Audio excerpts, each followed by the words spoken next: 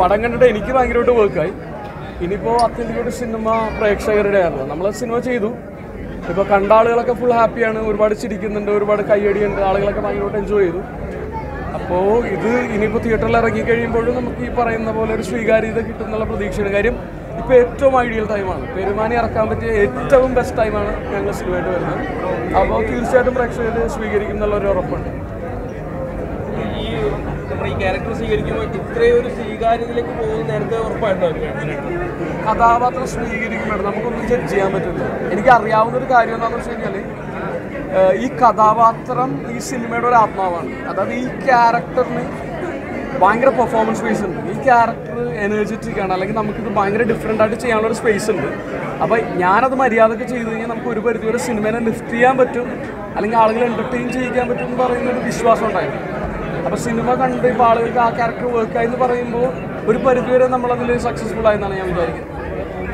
ബാക്കിയുള്ള ഒരു ആക്ടറാകുമ്പോൾ എല്ലാവരും കൂടെ അഭിനയിക്കുന്നത്, സണ്ണി ആയാലും ഇവരൊക്കെ ആയാലും എല്ലാവരുടെ ഒരു അത്തരത്തിലാണ് 100%.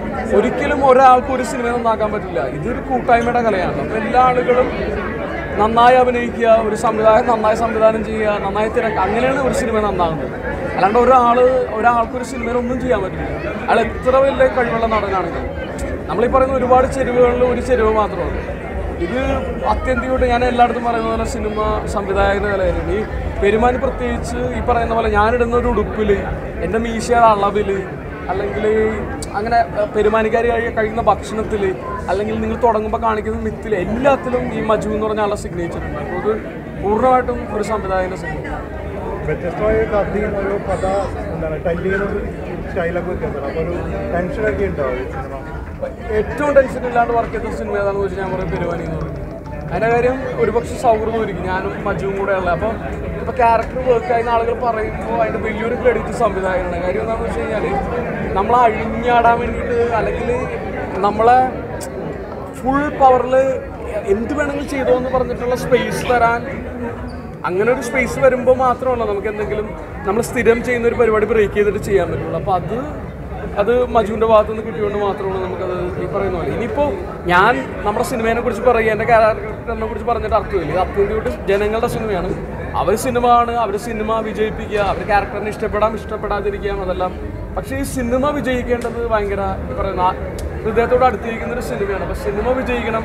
മജു ഗംഭീര ഫിലിം മേക്കറാണ്. മജുവിൻ്റെ ഭാഗത്ത് നിന്നുള്ള വേറെ തിരക്കഥകൾ ഞാൻ വായിച്ചിട്ടുണ്ട്. അപ്പോൾ അത്തരം ഗംഭീര സിനിമകൾ ഉണ്ടാണെങ്കിൽ ഈ സിനിമയുടെ സാമ്പത്തിക വിജയം വളരെ ഇമ്പോർട്ടൻ്റ് ആണ്. വളരെ പ്രതീക്ഷയോടുകൂടി നോക്കിക്കാണുന്നു, പ്രത്യേകിച്ച് ഈ ഞങ്ങളുടെ ഈ പ്രിവ്യൂ ഷോന് ശേഷം. കാര്യം ഇത്ര ആളുകൾ സംസാരിച്ചിട്ട് ഒരാൾ കൂടി വന്നിട്ടൊരു സജഷൻ കൂടി പറഞ്ഞിട്ടില്ല. എല്ലാ ആളുകൾക്കും സിനിമ വർക്കായി. അപ്പോൾ അതിൻ്റെ അതിയായ സന്തോഷം. അടുത്ത 10-10 തീയതിയാണ് ഇറങ്ങുന്നത്. ആ 10-ാം തീയതി പടം ഇറങ്ങുന്നത്. അപ്പോൾ ഓൺലൈനിൽ അങ്ങോട്ട് അടിച്ച് കയറ്റിക്കോട്ടോ. ഈ ലിജോ ചേട്ടൻ്റെ പടത്തിലെ ആമേൻ, അതേപോലെ ഡബിൾ ബാരല് പോലത്തെ ഫ്രെയിംസുകൾ നമുക്ക് കാണാൻ പറ്റും. അത്രത്തോളം വൈഡ് ഫ്രെയിംസ് ഒക്കെ ഒരുപാട് കാണാൻ പറ്റും, വ്യത്യസ്തമായിട്ടുള്ള ഫ്രെയിംസ്.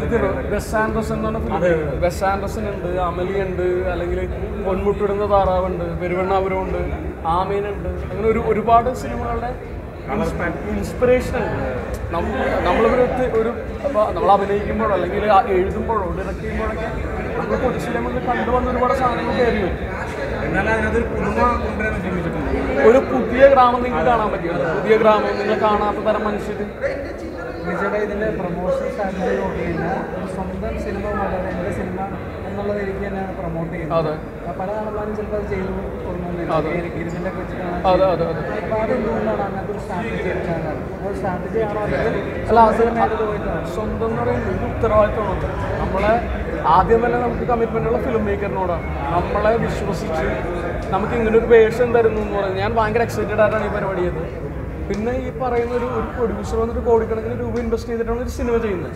അപ്പോൾ ആ സിനിമ അത് ഏറ്റവും കൂടുതൽ ആളുകളിലേക്ക് എത്തിക്കുക, സാമ്പത്തിക വിജയം ആക്കുക എന്ന് പറയുന്ന ഒരു ഉത്തരവാദിത്തം കൂടി അതിൽ അഭിനയിച്ചൊരു പ്രധാന നടൻ എന്നുള്ള തരത്തിൽ നമുക്കുണ്ട്. അപ്പോൾ അത് മാത്രമല്ല, നമ്മൾ പറ്റിയതല്ല ശരിക്കും, നമുക്ക് ഭയങ്കര വിശ്വാസമുള്ള സിനിമയാണ്. അപ്പോൾ അതുകൊണ്ട് തന്നെയാണ് ഈ ഒരു തരത്തിൽ ഇറങ്ങി പ്രൊമോട്ട് ചെയ്യുന്നത്.